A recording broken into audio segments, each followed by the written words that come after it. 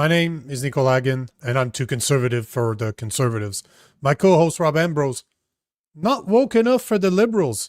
We are the political orphans. Make sure to like this video, and as always, we want to hear from you. So please leave us a comment in the section below. What's going on, Robbie? What is going on? You're on mute, bro. You muted yourself. What's happening, brother? Looks Not like much, there's some big news. Lots of stuff in the news today. Yeah. Well, big news. There's going to be a lot of over the next few days. There's going to be a lot of celebration from Trump. That's for damn sure. Before we get started, I just want to tell people I am recording at 11 a.m. Eastern Time. I'm going to record with John Carpe from the Justice Center for Constitutional Freedoms to get his opinion on the Tamara Lynch / Chris Barber's sentencing. I wasn't able to get him until yesterday. Until I could have had him on Tuesday if I would have paid attention to my emails, but I messed up on that one. So I'm going to be talking to him for an hour tomorrow just to get his impression as to what he thinks about the sentencing. Yes. It's good. Yes. Yes. So we're gonna get right into right it. Into it. Oh yeah. Right into it. Oh, Bristol 2's back. What's up, brother? Aaron What's says, up? Wise guy. How's it going? Wilf. What's up, man? So yeah, we'll get right started. So obviously we don't have a choice to speak about this. This is the biggest news of the day, obviously. Hopefully this is going to put a stop to the pro-Palestine protests. That's what I'm celebrating. I'm not even celebrating the fact that Israel and Hamas have reached an agreement for the first phase of the Gaza peace deal. I'm really celebrating the fact that hopefully those twats can go back to whatever dungeon they come from. Whatever they used to do before the Free Palestine movement, I just want those twats to go back there. That's what I'm celebrating today. Yeah, well, I mean, it's funny because the left, it's really exposing the left, right? Because they're not happy at all. They're and it's funny because you see footage of Palestine in Gaza, and the Palestinians are celebrating. It's great news for them. Obviously they're not going to get bombed anymore. So if all the pro-Palestinian crowd actually cared about the Palestinians, they would also be happy. But it was never about that. It was about hating Jews. They needed to see Israel destroyed. That's what they wanted. They wanted from the river to the sea. They didn't care about Palestinians. They cared about hating Jews. Dare you. I have the perfect example because so I have a video that I want to show that just talks about the peace treaty. Then I have kind of the main topics. You sent me that this morning. And I want to show you how ironic the left is in Canada because of what our Prime Minister and Pierre Poilievre said. And of course, they're only going after one of the two. I'll let you imagine which one that is. But here is a bit more news on, or a bit more information on the peace treaty, or at least the first phase of the peace treaty between Israel and Hamas. Prime Minister Benjamin Netanyahu convening his cabinet today to discuss the proposed ceasefire deal. The wider government then expected to vote to ratify the deal to end the fighting in Gaza and return all of the hostages. We secured the release of all of the remaining hostages, and they should be released on Monday or Tuesday. President Trump announcing on Wednesday that both Israel and Hamas signed off on the first phase of this peace plan in Gaza. The White House sharing video of some of the hostage families speaking with the president. Well, what do you guys have to say to President Trump? Thank you. They're all coming back on Monday.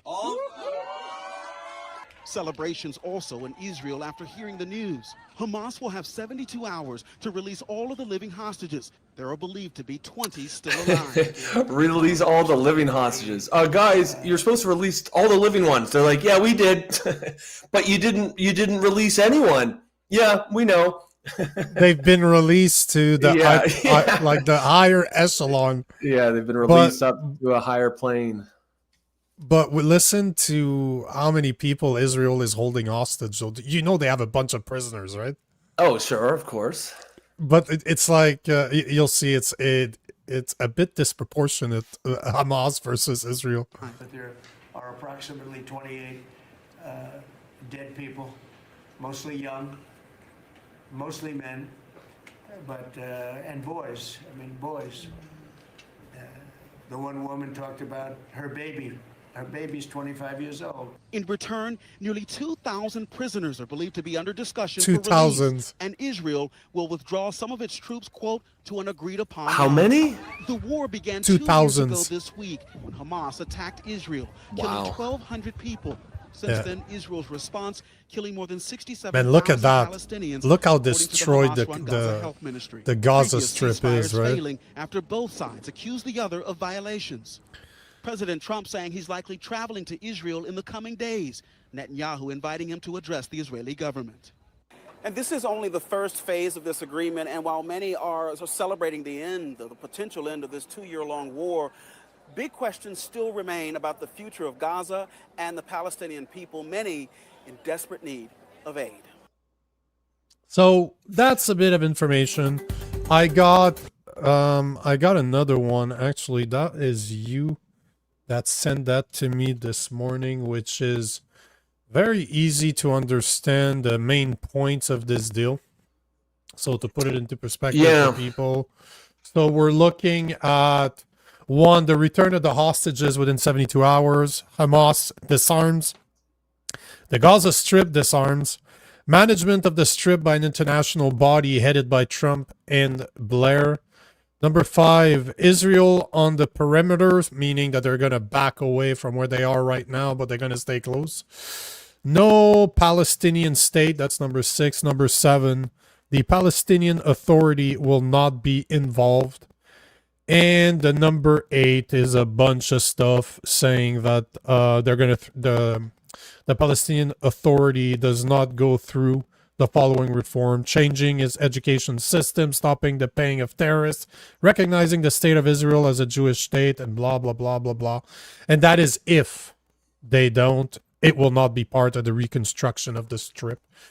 And number 9, whoever wants to leave the Strip will be able to leave, and the Arab countries, will contribute to their share and support them, meaning that they'll probably all end up in Canada.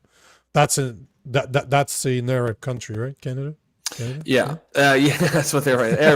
The Arab countries of UK and Canada. Yeah, exactly. That's where they're gonna come. Yeah, so Angry Canadian is kind of stealing my thunder here because I got something interesting about that. Angry Canadian is saying Gaza worst vacation resort ever. Well, let's see about that. But so we have an idea of what's going on. You sent me a video this morning. I don't know if you realize that this was like 10 months old, the video you sent me. That was not about today. It was like posted in February. So, yeah, I'm going to show you. I'm happy that you did because it kind of brings me to something that one of my followers sent me today that I'm going to tie up a little conspiracy theory in here, but I don't think it's that much of a conspiracy. And the video you sent me kind of leads to the video that was sent to me by a follower today. It puts it very well together. So thank you for that, Rob. Here is a bit of irony on the left, on the right versus the right, on the difference between our politicians. So Mark Carney this morning, was it this morning? I think it might have been even yesterday, October 8th. Yeah, so it was yesterday. So yesterday night, Mark Carney congratulated President Trump for his essential leadership into the Qatar, Egypt, and Turkey for their tireless work to support the negotiation. And now he is talking about Canada calls on all parties to swiftly implement all agreed terms to the work towards a just and lasting peace. So he's congratulating Trump on the work that he's done with Qatar, Egypt, and Turkey. Now, today, Mr. Pierre Poilievre wrote the following, and it's the comment that's hilarious, right? Okay. So Pierre Poilievre said, congratulations to President Trump on negotiating a peaceful end to the Israel-Hamas war, a monumental achievement towards generational peace. We look forward to and pray for the return of all hostages and the end of this bloodshed, so all can thrive in a lasting peace. So very similar messages. One was about Qatar, the other one is about Hamas, but look how the lefties are responding to this. Ah, poor Pierre trying desperately to recapture MAGA daddy Trump's attention lately. Unfortunately, Trump has stated on multiple occasions that he hates losers. So it's very funny, you can have Mark Carney can go to Washington, basically suck Trump's cocks. Dick's cocks, because he has multiple ones. Yeah. He's basically sucking on his cock and balls for the whole time he's there. He and congratulates Nico, him. Is your mic crackling? So Well, there's no way for me to know. Okay. I'll let you know if it does again. But all to say, it's okay for Trump to be it's okay for Carney to celebrate Trump, but it's not okay for Pierre Poilievre to celebrate Trump. Yeah, I mean, fun. This guy, yeah. I mean, it's funny because he might actually win that Nobel Peace Prize. If it were anyone else, any other president who did this exact deal, who's done every single thing that Trump has done, they would definitely. If it was Obama, they absolutely would get another Nobel Peace Prize. In fact, it's almost such an obvious pick that like they might have to give it to him because it will be so absurd if he does. I mean, if this motherfucker solves the Israel-Palestine issue, like, are you kidding me? That's like slaying the dragon. That's the geopolitical dragon of the 20th century. That is an insane accomplishment, and I don't care who you are, what side, where you sit on the spectrum. That is a massive now, granted, it has to stick. It's still right now. It's just words on paper, but if it sticks, I mean, that could be huge. And the fact that you see like in Gaza, they're celebrating. In Israel, they're celebrating. Like, this is an incredible deal. Like, if you have every side celebrating the solution of one of the most difficult geopolitical problems of the last 50 years, that's incredible, man. But they'll act like it was like, no big deal. Like, anyone could do that. Well, the thing is that pretty much answers it. Bristles Tube is saying Yes. Obama got the Nobel Prize for literally being black, and the one that bombed the most countries during his reign as president.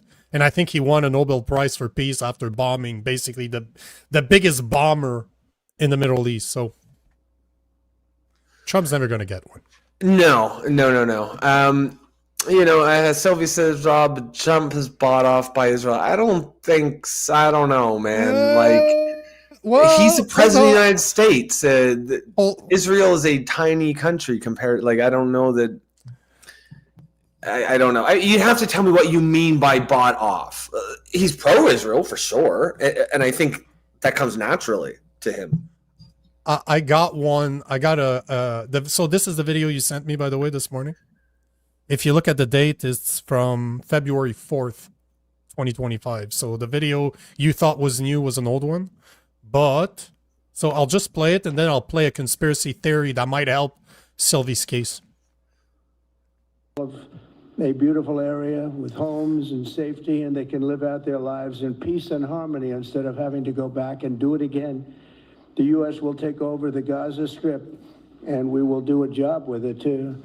We'll own it and be responsible for dismantling all of the dangerous unexploded bombs and other weapons on the site, level the site and get rid of the destroyed buildings, level it out, create an economic development that will supply unlimited numbers of jobs and housing for the people of the area.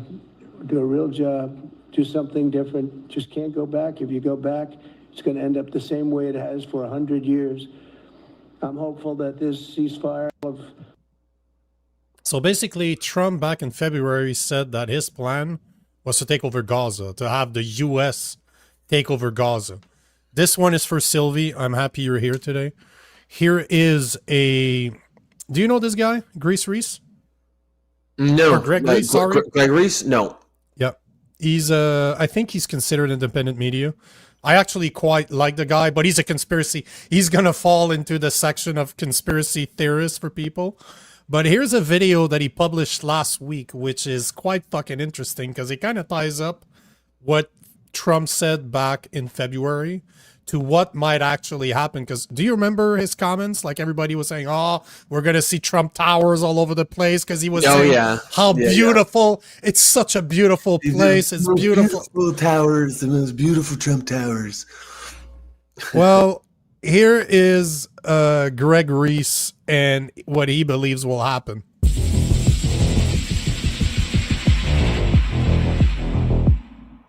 During the 1980s, Benjamin Netanyahu became good friends with American real estate developers Charles Kushner and Fred Trump. Kushner's son, Jared, went on to marry Fred's granddaughter, Ivanka Trump. Jared has been talking about the valuable real estate in Gaza for a few years. In Gaza's waterfront property, it could be very valuable. In May of 2024, the Jerusalem Post publishes an image of Netanyahu's Gaza 2035 vision. In October of 2024, candidate Trump said that Gaza could be better than Monaco. It could be better than Monaco. It has the best location in the Middle East, the best water, the best everything. It's got best water. Is the best. I've said it for years. I mean, it could be the most beautiful place. The weather, the water, the whole thing, the climate. It could be so beautiful. On his inauguration day, President Trump began discussing Gaza in terms of valuable real estate. You know, Gaza is interesting. It's a phenomenal location. On the sea, best weather. You know, everything's good. It's like some beautiful things could be done with it, but it's very interesting. But some fantastic things could be done with Gaza. How do you see the future in governance for Gaza? Well, it depends. I can't imagine you could have, well, you certainly can't have the people that were there. Most of them are dead. On February 4th, he referred to Gaza as the Riviera of the Middle East. Everybody I've spoken to loves the idea of the United States owning that piece of land, developing and creating thousands of jobs with something that will be magnificent. I don't want to be cute. I don't want to be a wise guy, but the Riviera of the Middle East, this could be something that could be so this could be so magnificent.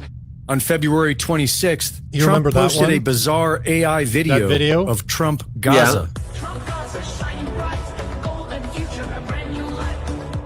On April 7th, Trump describes Gaza as incredible oceanfront property. Well, you know how I feel about the Gaza Strip. I think it's an incredible piece of important real estate, and I think it's something that we would be involved in, but, you know, having a peace force like the United States there, controlling and owning the Gaza Strip would be a good thing. On July 14th, Trump referred to Israel's 2005 removal of its ground troops and settlements from the Gaza Strip as one of the worst real estate deals ever made. I call it the Gaza Strip, one of the worst real estate deals ever made. They gave up the oceanfront property, one of the worst deals ever made. On September 17th, Israeli Finance Minister Smotrich claimed the deal to rebuild Gaza was on Trump's desk and described it as a real estate bonanza. There is a business plan built by the most professional people, which is on President Trump's desk. How this thing turns into a real estate bonanza, I'm not joking, it pays for itself. By the way, I started negotiations with the Americans, and I'm saying this seriously now because I'm also demanding. After all, we paid a lot of money for this war, so we need to share. How do we make percentages on land marketing later in Gaza? But now, no, not joking, the demolition phase. The demolition phase, which is always the first phase in urban renewal. We did. Now we need to build. Trump has chosen war criminal Tony Blair to oversee the rebuilding of Gaza. And on September 24th, the Central Synagogue in Manhattan explained how the gods demand human blood for humanity to survive. The greatest lie humanity tells itself is that we have outgrown human sacrifice. We call it by different names now and make our offering to different gods. We offer young men we call soldiers as if the designation means that their mothers cry less when they die. We call masses of humanity collateral damage and turn our eyes away from the pictures of their lifeless bodies as we sip our morning coffee. And the truth is, we don't do it because we are heartless. We do it because we believe that it is necessary for the world to keep running. We do it because we believe that the gods whose favor we so desperately seek, freedom, security, prosperity, flourishing, that they demand blood as the price of their favor. We do it because we cannot see any other choice. When Abraham prepares to sacrifice Isaac, he is just accepting the same bargain of blood we still accept today, that some need to die for the world to flourish. Greg Reese reporting. Yeah. He does some high quality content. I actually really like his content. Yeah, I mean that was pretty high quality. But somebody said that he used to be with InfoWars, and now he's doing his own thing. Because I'm pretty sure that's where I heard about him too. Because I've been following him for a while. But yeah, it is. You know, if we add to this conspiracy theory, if you will, there's a lot of people that believe that in the conspiracy world that Trump is the Antichrist. So really, there you have it. Oh yeah. Yeah, because the Antichrist comes as this. Well, the Antichrist comes as the savior, right? He comes here as the person that's supposed to save humanity. And what were you saying just earlier? That this deal, if that goes through, it's like the deal of this. It's the deal of. It is. So how much better could he look on a world stage if he could put that deal together? So it's very interesting because people have been calling Trump the Antichrist since his first term. So it's just interesting when you're in that world and you start, because why I wanted to play that video is that Reese is very good at backtracking. Like he's a good researcher because he went to find some really messed up message that was said right on TV, that was said right in front of everybody. And now you put it, you know, when you hear it 5 years ago and then you hear another one a year ago, 6 months ago, it doesn't, you don't connect all the dots. When you put them all within the same 7-minute video, you're like, eee. Okay, that does not sound good. And considering that video was released more than a week ago, so that was way before the peace deal, you're just like, oof. Ouch. So the video you sent me this morning, I was listening to it. I'm like, somebody sent me, they tie up very well together. So even what Trump was saying in February, and you see that video now, you're like, there's something fishy here, buddy. So that's why I love conspiracy theories. Are they real or not? We'll have to wait and see. But goddamn, they could be real. That's all I'm gonna say. They definitely could be real. Yeah, we'll take a couple comments here. Angry Canadian, this is a good one. It says, I think behind closed doors, Trump said, next one of you two fires a shot gets nuked. If he did, then he really deserves, like that's leadership, man. That's what it's gonna take to solve this kind of a problem, right? Just no one's got the balls to do that. And if that's what he did, then good on him. That's why he probably deserves the Nobel Peace Prize, because he's willing to do what needs to be done. I hope he said that, because that is badass. I could see it. I could see it. Children. Yeah, children. Yeah, who wants a nuke put down the throat? The next one, back of the hand. Yeah. Which one? Which one's going for it? Which one wants to win the prize? I've got one for you and one for you. I've got 2 nuclear footballs. I'll just nuke you with the same one. Yeah, I'll just shoot it right in the middle. Yeah, exactly. Rob, you can also find the congressman's Jewish money they receive. You mean like from AIPAC, right? Thomas Massey, Republican's the only one who've never received AIPAC money, and he's not received very well. Trump even stated, yeah. I mean, AIPAC is a lobbying group, and it's very powerful.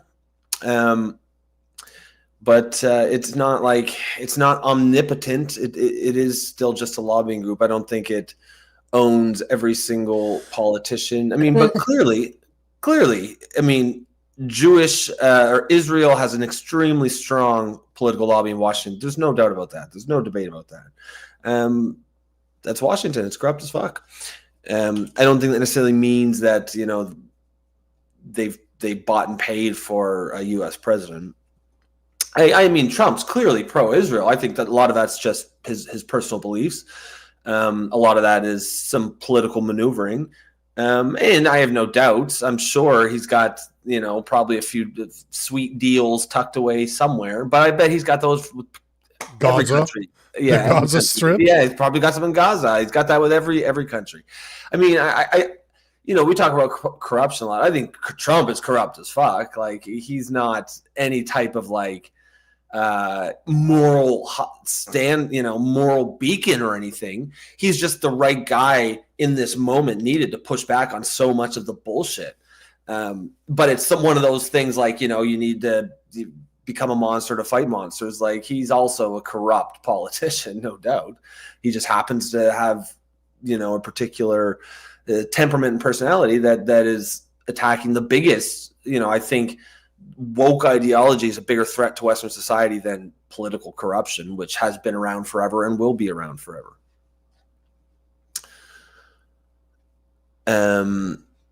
Sylvie says it's all by design. The deal won't go to fruition, and DJT will get another gold pager. You think the deal won't go through? I mean, it's definitely a pretty complex deal, a lot of moving parts.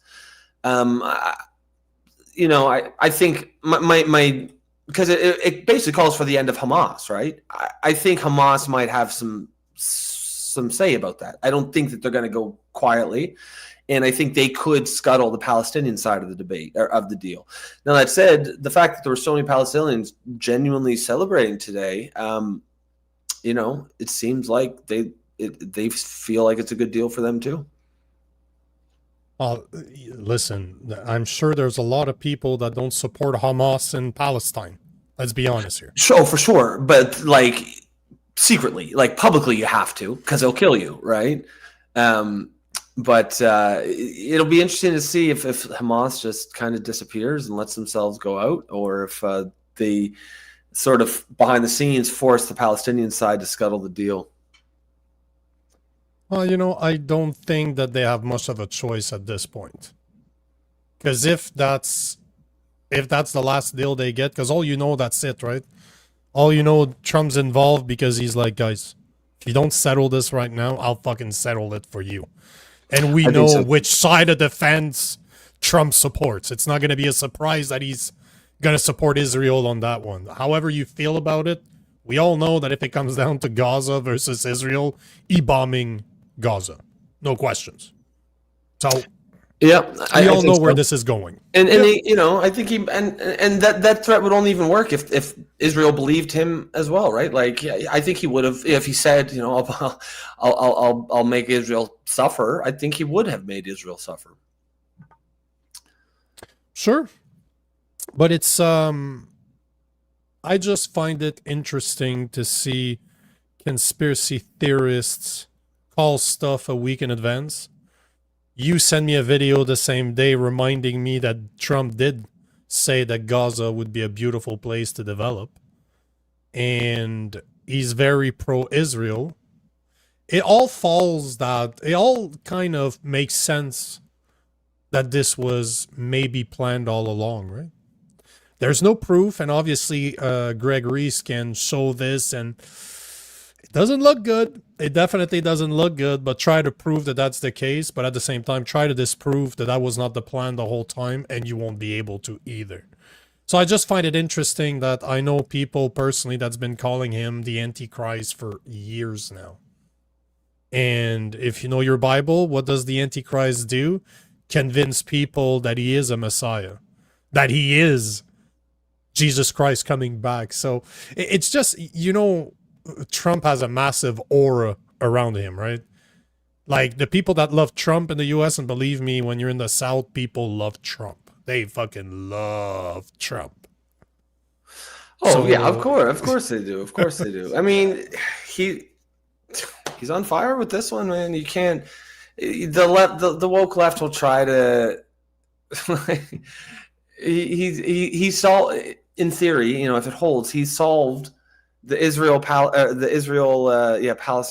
problem. Like that's like what's that story where they pulls the sword out of the stone, King Arthur or something? King Arthur, yeah. That's King The Arthur. That's Excalibur. pulling, Excalibur. Yes, that's Excalibur. It's been sitting in the stone of the Middle East for the last, since Israel's, 1948 or whenever it was, created. That's like, the left can say it's no big deal all they want. That just makes them look ridiculous. You're kind of making the point of the conspiracy theorists saying that he's the Antichrist. How Wow. else? What's the best way on the international stage as we stand right now to be perceived as not godlike, but as in what's the best thing a politician could do right now on the worldwide stage? Fix the problem in Israel and Palestine. That is about as good as it gets. And if Trump makes it happen, everybody's going to have to praise him. Everybody's going to praise him. So, yeah, I just find it interesting. Yeah. Who knows if it's true? I just love conspiracy theories because they might be true. And they're very interesting to, they're interesting rabbit holes to be put, to go down. But hey, I love that video from Greg Reese. He did a good job putting it together. Yeah, he did do a good job. Wise guy says Hamas might go peacefully if the U.S. paid them to stop. Millionaires don't fight wars, poor people do. Yeah, it could be something like that, but that'll probably that will go down. That will go down poorly. But you never know if that's what it takes. Yeah, but they're not going to announce it in front of everybody that they're paying them off. They're just gonna we take the deal, and then they just disappear in the sunset. I don't know what the equivalent of Mexico is in Palestine. I don't know where people that just made a shit ton of money go in Palestine, but they're gonna go to their Mexico somewhere. Yeah. I don't know what it is over there. I don't know. Yeah, what is it for them? Like the Nazis, it was like South America, right? Argentina or whatever. What's you know where it is? It's the UK. There's like a bunch of Hamas leaders. Because they're billionaires, right? Like the top Hamas guys, they're billionaires. Of course. They're like Zelensky. They do war to profit themselves. Let's be honest here. So let's change the subject. Oh, Jordan. Wise guy said that they go to Jordan. Jordan is the Mexican of the Middle East, I guess. Is the Mexico of the Middle East. Here's another topic for you. It's our super prime minister that kind of, I found this post very, very, man, I don't like to use that word too much, but interesting. Because I think this one might backfire on him. And you'll understand why in a second. But he posted this. When was it? It was yesterday night. So Mark Carney made a post on X saying that the attack on a Muslim man in Markham late last month is appalling. Acts of violence and Islamophobia have no place in Canada. The authorities have my full support as they work to bring the perpetrator to justice. He reshared a post from York Regional Police. And here's where it gets interesting. When you click on that post, hold on. It's not sharing their good screen because it popped another window. There you go. When you actually click on the post that they shared and you just scroll down a bit, they talk about the hate crime that happened in Toronto. Officers responded to a report of an assault in progress at a hotel near Highway 7 East in Commerce Valley Drive West. An employee reported that an intoxicated guest had become aggressive. Upon arrival, police located a 54-year-old injured employee and arrested the suspect nearby. Turns out that a verbal altercation ensued, and the suspect demeanors changed when he learned that the victim was Muslim. But here's what's interesting about this right here. We all thought that the name of the guy would be like Tom Green or something. No. The name of the guy is Gitasan Sriravjan. Obviously not a white guy, but I'm confused because I thought only white guys could be Islamophobe. Ooh, interesting. And I researched, and that name is South Asian. It's a South Asian name, either Indian or Sri Lanka. So basically, what they're showing is that their culture war over there, because Sri Lanka, I don't know if you know this, but they do not like Muslims. So it seems that we've imported people from too many third world country, and they're fighting their own war right here. They're continuing their war in Canada. And somehow our prime minister's too fucking dumb to realize that he can't say it's Islamophobia because they're not white people. Only white people can be Islamophobe, buddy. I don't know how he didn't know that, but hey. I just found that post to be absolutely hilarious. When you look at the name, I'm like, you might have wanted to look to make sure that the guy was white before you posted that comment, Mr. Marks Carney. Yeah. It must have been a mistake, must have been an error. They're like, wait, Mark, that guy's not white. Oh shit, sorry. Sorry. Yeah. Forget I said that. But it's true though, huh? Yeah. I found it funny because when I saw that on my feed, I clicked on the first one, and one of the guys, all he did a print screen of the report and just circled around the name. Everybody's like, oh shit. Jesus Christ. No, but the name of the guy is like Geethansan, Jitansan, Srirajan. Doubt that he's a white guy from Toronto. Yeah, no, definitely not. So he says, I noticed again in that particular photo that was selected that the officer's name is foreign. Yeah, it's always, they're never. Yesterday was a blue eye. Yeah. And now it's they're always gonna lie to you with photos like that. Let's see. Bristol Tube says Trump may be the Antichrist, but Carney is still just a bitch.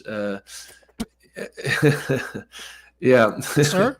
Yeah. Trump's the Antichrist. What's Carney? He's just a bitch. DNL says Zelensky does war to profit himself. I mean, he certainly profits. He's best actor in the world, highest brother. paid actor. Yeah, that's right. Choosy Heretic says if you're a northerner down south, they don't trust you for a good 20 years, maybe more. You have to earn your southern credentials. It's a rate dependent variable. Do Canadians get in? They accepted. I feel like they accept fast. Canadians before they'll accept Northerners, like Yankees, like Americans. Yeah, because they accepted me because they weren't sure. They're like, is he Mexican? Is he retarded? What's fucking wrong with this guy? I can't tell. He's brown like a Mexican, but he sounds retarded. So, yeah. No, they accept. At least they told to my face they accepted me. I feel like I feel like Canadians would be treated a little bit differently.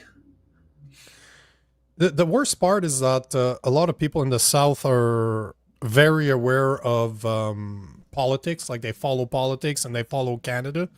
And from experience, they feel bad for us. They're like, wow, you had Justin Trudeau, now you have Mark Carney. They're like, eee. We feel, because a lot of those guys see us as like their little brother, right? Little brother that always needs to be protected. Yeah. That's us. And now they're like, we feel bad for you. We have Trump, you have Carney. We have the Antichrist. You guys have a bitch. Yes. Yeah. I love that. I'm going to reuse that one. Oh, yeah. Yeah. By the way, yes, I did see that. What did he say? Wise guy saying, Nico, what do you think about Trump's comment about trannies? He basically starts talking against trannies when Mark Carney was right in front of him, and we know that he has a daughter, a son, combo. Oh, yeah. Yeah. That was really funny. Yeah. Carney is a bitch. On. I mean, Mark, hold on, I'll find it. I'll find it right now. Yeah. See if you can find it. It's worth. Of course I can. It's worth replaying. Trump, tranny, Carney.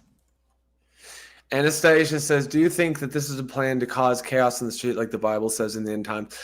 I mean, Nico will have his own answer. For me, remember, I grew up in the church, and I grew up in a very end times church. And I've been, ever since I was 4 years old, I've been told it's the end times. It kind of reminds me a bit like climate change. I was going to say exactly. And so I remember you were brought in the church saying that the ends of time are coming. Then you went to public school. They're telling you that the end times are coming too. Yeah, that's right. Bristletube says too much of a bitch to even stand for his kid. Yeah, that's what I was thinking. Like, obviously, he's a bitch for transing his kid. Like, you should never. That's like child abuse of your kid. But if he is trans, stick up for him at least. Don't just let somebody talk like that and not say a word. No, it's just Mark Carney is so short that he was standing up the whole time. It looks like he's sitting down. Actually, I have the video right here. So let's play it. Okay. We have no men and women's sports. Basically, we're not. We're not going to take your child away and change the sex of your child. We're not going to do things like Look that. how uncomfortable Carney looks. The country is so incredible, and they got away with it with all their woke crap, and now it's stopped. We have no men and women's. That's wild. Just look like it's on silent, but look at the face. Look at Carney's just can't even look up. You can no. That's crazy work, man. That is wild work. But it's like, do you remember he had a guy from Africa somewhere? I can't remember where he was from, and he starts showing. He has a TV in the same area where they always do the interviews, and it's on the wall, and he starts showing all the people that he killed, and he's like, that's unacceptable. This can't happen, and he's talking about him to the people, to like the crowd. The guy sitting right next to him, Trump does not give a fuck. In the same way when Zelensky was there, Zelensky started yapping at JD Vance, and Trump's just like, hey, whoa, to tabarnak. Stop. And he basically told him to fuck off politely. And what the fuck are they going to do? He can literally crush them. There's nothing. Carney had to take that. That was like, bro, he knew. He's not stupid. You know that Trump knows that. That's what Trump does. Oh, yeah. He doesn't give a fuck about... This was not a mistake that it just came out. No. He knew exactly what he was doing. You can't underestimate. That guy's not an idiot. He knows exactly what he's doing. He's an entertainer at the end of the day. That's what he does. He knew that Carney's daughter-ish boy, whatever the fuck it is. Sure he did. I'm surprised he wasn't holding his leg, like put his hand on his leg at the same time as he's saying it. Like, hey, bro, talking about you here. Yeah. That's he's not an idiot. He knows what he's doing. And is it poor taste? Of course it is. Is it like boorish behavior? Yes, it is. It's not. Of course it is. It's not diplomatic. It is not. And in fact, if you had a world where like all the world leaders are like Trump, fucking the planet would be an absolute disaster. Because there is a reason why diplomacy exists. There is a reason why there's certain protocols. But to have one guy like that thrown in the mix and to have him the head of the most powerful country in the world, that's pretty funny. It's entertaining, and just like Wilf is saying, that's exactly it. It's Trump. This is what they voted for. Yeah. They knew that that's exactly how he is. He fucking danced like this. What the fuck do you expect? This is dancing for him, right? Yeah. Choosy heretic. Yeah, he said, man, we were raised so terrorized every night you had to say your prayers like it was your last breath. Well, I remember growing up terrified that the rapture was going to happen. And because I remember, because I was a teenager, I believed in all that stuff, and I grew up in the church, but I was like one of the bad kids at church. Like, we go and smoke weed after church, and like with the other teenagers, and we were having sex. And so I believed in all of that. I believed in like heaven and hell. I knew if I died, I would go to hell, but I wanted to live my life, man. But that's a lot of guilt and a lot of pressure. And I remember being terrified the rapture is going to happen and I'm not going to get called up. That's what happens when you sleep with boys behind the church smoking weed, bro. I was a little boy, and I wasn't sleeping that's with what I'm boys. saying. I wasn't sleeping with No, little that's what boys. I'm not saying you were an adult. You were just Yeah. you were young and you slept with. That might have sounded wrong. I'm sorry. That guy's bristles too. Love Trump or hate him, he's allowing us to live through very interesting times. I really disliked him. I maybe even hated him the first term, and now I still think he's like a buffoon. But I'm just kind of like, meh. He's kind of funny.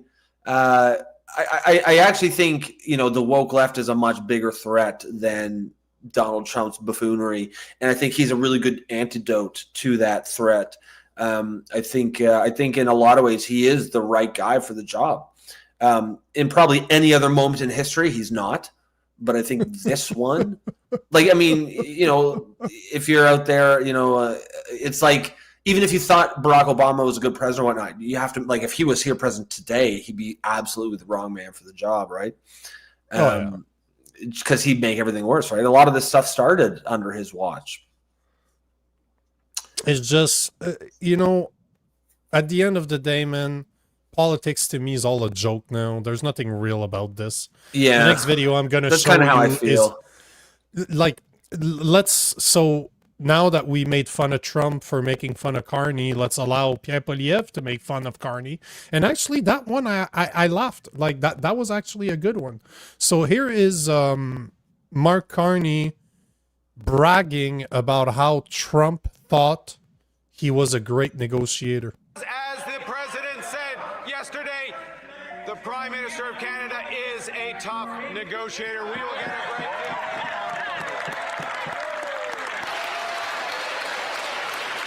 deal. Woot, woot. Oh, hold on. Yay. A top negotiator. The honorable leader of the opposition. Here we go. Mr. Speaker, give me $1 trillion and even I will say something nice about this guy. Pierre, is he actually laughing or is he fake laughing? How much is it going to cost to pay Canadian investment dollars to flatter this Prime Minister's ego? Yeah, man, to me, it's all humor. It's all a fucking joke. It's the WWE.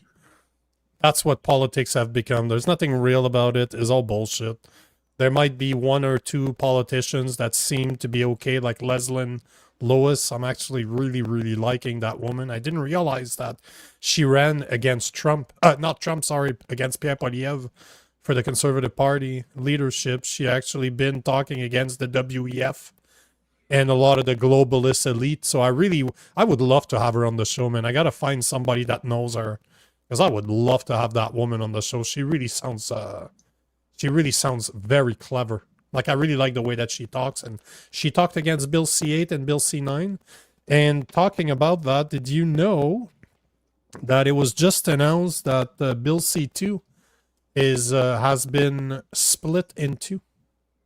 So it seems that, yesterday I talked about how over 300 civil organizations have been in contact with Parliament to tell them that this was going against our freedom. It was taking away our rights, basically. And it turns out it was announced, this was announced yesterday night, but it was announced that the Liberals are splitting the border security bill to speed up passage through Parliament. And what they're removing is exactly what we were complaining about. So they're talking about expanding provisions that would expand law enforcement's access to data, private communication, and mail, making it an offense to accept cash donations, deposits, or payments over $10,000, and those that would give Canada Post extended or expanded authority to open private mail during inspections without a warrant.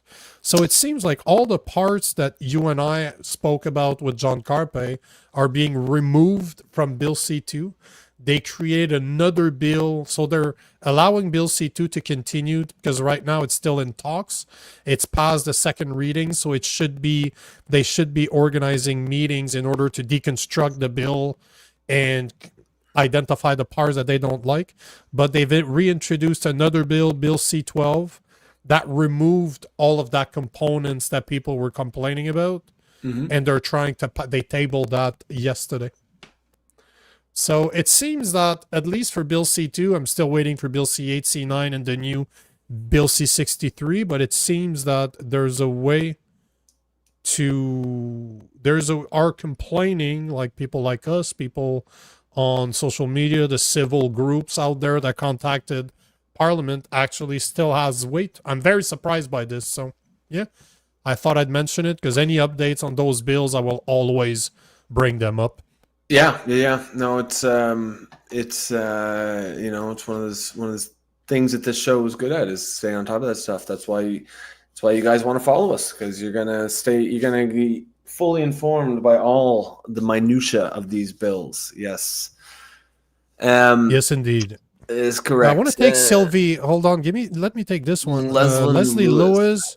Leslie Lewis, Nico, as I said before, she was thrown under the bus and went back to her seat like a little puppy. She was thrown. What do you mean by thrown under the bus? Because, man, I gotta say that one is on me. I did not know who she was until recently. I just like what she's talking about. I should dig into her a bit more, but I like what she's talking about because she has the balls, or not the balls, but she has the courage to speak against Bill C-8, Bill C-9 more than Pierre Poilievre ever will. So I got to give her credit for that. There was also, I don't know if you had something you wanted to say about this, but I got a couple more that I just want to bring up just as an FYI. Here is Ontario declares measles outbreak over nearly a year of spread. So there are 2,300 cases over the last year of measles in Ontario. And I just wanted to mention this because they go all and on about the measles and why that's bad, but yet the survival rate is like 99 point something %. The vaccine has done more injuries than the measles itself. We used to have measles parties. And if you want to know more about measles and you haven't seen the interview that I did with Ted Kuntz last week from the Vaccine Choice Canada, go check it out. I'll put it in the comment. I'll put a link in the comments below. But all to say, we spent half an hour talking about that last week because there was the first death. There's a premature baby that died with measles. Who knows if he died of measles? But he had measles, like during COVID. If you had COVID and you went through your windshield, the windshield of your car, it was COVID. So who knows? Like a premature baby, obviously, it's not a very tough baby. But yeah, I just wanted to say that if you want to know more about measles, and maybe you should be careful about what you read because it's not as bad as it sounds, especially not that we used to have measles party, bro. That's how the only thing that gives you lifelong immunity to measles is catching it. So if you have a strong immune system, you're gonna be just fine. Is it actually lifelong, or is it? Yep. That's so the vaccine, the measles vaccine has a shelf life, like it will help you for 10 to 15 years, which is what was interesting about this case, because so you have a mother that contracted measles during her pregnancy and passed it on to her child, which means that she was vaccinated at one point. She never caught it naturally because she wouldn't have been infected by it. Not only would she have not been infected by it, but she would have passed the antibodies to her child through her genes, right? Because if you've been, so this is something that you pass on. So basically that woman must have been vaccinated at one point over 10 to 15 years, lost her full immunity to measles, caught it, passed it on to the child, and they want to say, and I can't say that that's not what he died of. I can't say that, but all I'm saying is a premature baby died of measles. So we have to remember that the only thing that protects you for sure is catching it. Is always exactly. Of course, and it's lifelong. So it was funny because all the articles and the videos that I found, we're talking about the mother passing it on to the child. And Ted's first comment is like, You know how you know that she wasn't unvaccinated? Because it would have been in the title. That would have been the first word. Unvaccinated mother. So because it wasn't there, you know that she was vaccinated. True. That's true. And just by analysis, like the race of the suspect at large when they don't mention his race, right? Or when they don't put a picture. Yeah, if it's a white guy on the run from the cops, they say a white male. If they do not describe his appearance at all, you know who you're looking for. Well, you know what you're not looking for. Yeah, that's right. Yeah, that would struck me as like the vaccine debate. It just seems like one side's saying vaccines are garbage, they don't work, and the other side's saying yes, they're amazing and natural immunity is garbage. And it's like vaccines do often work, but just not as good as natural immunity. They're a poor substitute for natural immunity, but it's the same mechanism, right? The whole natural immunity and vaccines is just an attempt to mimic how it happens naturally, which is you get a virus, your body fights it off, and then it remembers how it won, and now you have that blueprint to fight it. Not quite. I mean, simplified, of course, but no, because it's not introduced through. So if you look at measles, for example, it's something that you will breathe in, right? So you have some mechanism within your nasal cavities that will identify that the virus you're inhaling is problematic. Thus, it will start fighting it. With a vaccine, it's introduced through the wrong pathways. That is not a natural pathway, which is injected in you. That's why they have to put substances like aluminum in the vaccine in order to create a reaction so that your body sees it as a foreign object, as something that does not belong there, and wants to fight it. That's why the virus is introduced in almost a dying state, so that once your body is shocked by, let's say, the aluminum in the vaccine, it starts looking for the problem, it finds the virus, and it tries to fight it off. But it was not. The problem with the vaccine is that it's not introduced through the normal pathways. But there's a new type of vaccine that you can take right now that are inhaled. So instead of being how does that work? Yeah, I have to dig more into it, but it seems from what I've heard is something you can either ingest or inhale, which that would make more sense because they're passing through the pathways that they're supposed to pass through. Those viruses normally enter your nose or your mouth. So that's where the sensors, if you will, the human sensors will detect that there's a problem so they can start fighting it. That's why they add those toxic material like aluminum in vaccine in order to make your body realize that there's something going on. So you can argue all the way you want about vaccines, if they work, if they don't work. At the end of the day, man, I'm not there to convince anybody that vaccines don't work. My point is that natural immunity will always be better than any type of vaccination. But you need a strong immune system. And the problem is today, there's a study that just came out. 66% of Canadians are either obese or overweight. 66%. In the US, it's like 73. So we're not fucking far behind from the fatties down south. We're fatties ourselves. So, in a world where you treat your body like a garbage or like a dumpster, you can't expect your body to work the way it should be working and be able to fight infections the way that it would if it was a well-oiled machine. So I understand why people believe all those medications are needed, why all those injections are needed. But you should try by maybe treating your body with respect, and it would fight the way it was engineered to fight.